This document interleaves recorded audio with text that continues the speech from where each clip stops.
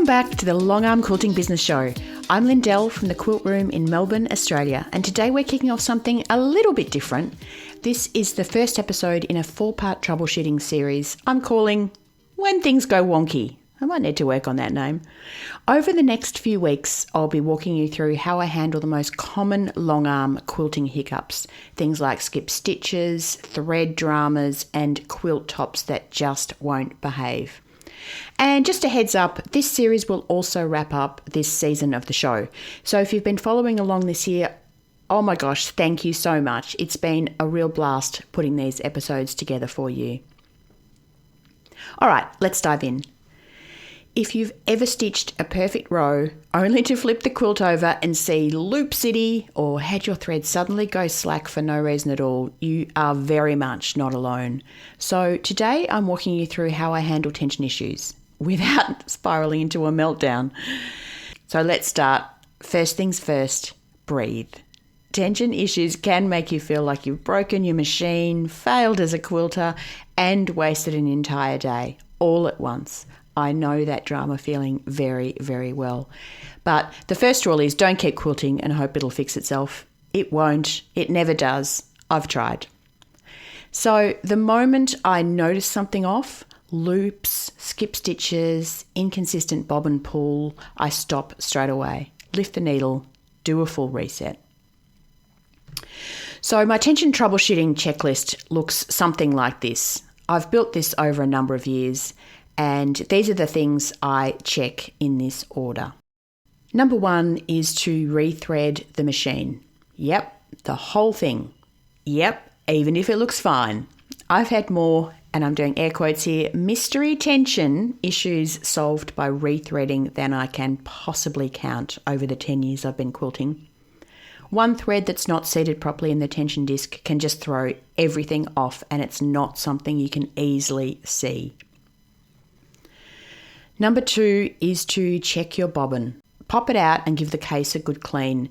More often than not, I find that there can be a tiny bit of lint underneath the bobbin spring if you are using a spring in your bobbin case, or I run a pin through the section where the thread weaves through. I hope that makes sense. And there is often a tiny little bit of lint in there, and generally that will fix everything. Number 3 is to look for some thread issues.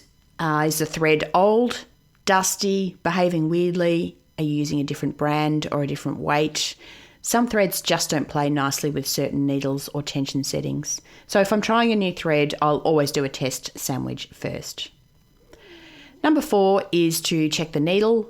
Is it bent? Is it blunt? Is it the wrong size? Needles matter a lot more than we think. So if in doubt, I always replace it. I've had tension issues vanish from just popping in a fresh needle.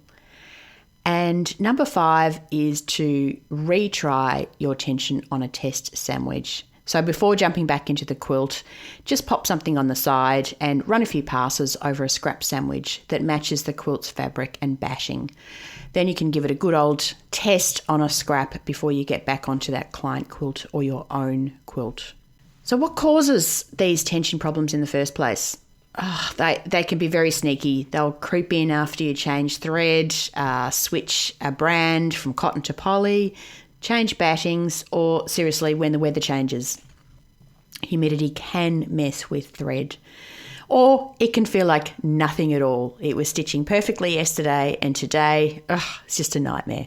Here are a few things I've learnt to watch out for, and that is new or heavily starched top fabric, especially things like batiks. They can cause a lot of tension problems. Very thick seams, dense piecing, possibly maybe a t-shirt quilt or something like that. Fluff from wool batting. Fast stitching. Yes, tension can shift when you are zooming along too fast. These are some of the reasons that you can get some tension problems. Knowing the why doesn't always prevent it, but it can help you to keep an eye out for it and catch it early and adjust and save yourself a lot of unpicking. So whether it's tension or thread issues, it's easy to go down the, oh my gosh, I must be terrible at this rabbit hole. But these things don't mean you're not skilled. They just mean you're working with a tool that needs regular tuning and quite a lot of patience. So next time something goes wrong mid-quilt, take a breath, step away for a few minutes, grab a cup of tea, run through the checklist first, and remind yourself, you're a quilter, not a magician. These things happen and we've got the tools to fix it. So to recap the tension issues, the first thing I want you to do is to rethread your machine. Clean your bobbin case. Check for lint in every little spot in that little bobbin case. Check for lint in all the other parts of your machine. Check your needle and your thread, and always run a test sandwich before diving back in. Trust your instincts and know that even the best quilters deal with this stuff more often than you would think. Thanks for tuning into this episode of the Longarm Quilting Business Show. Please subscribe to the show to be notified about new episodes, and I would love for you to leave a review. It helps other quilters to find me. Here's to quilting smart and living well.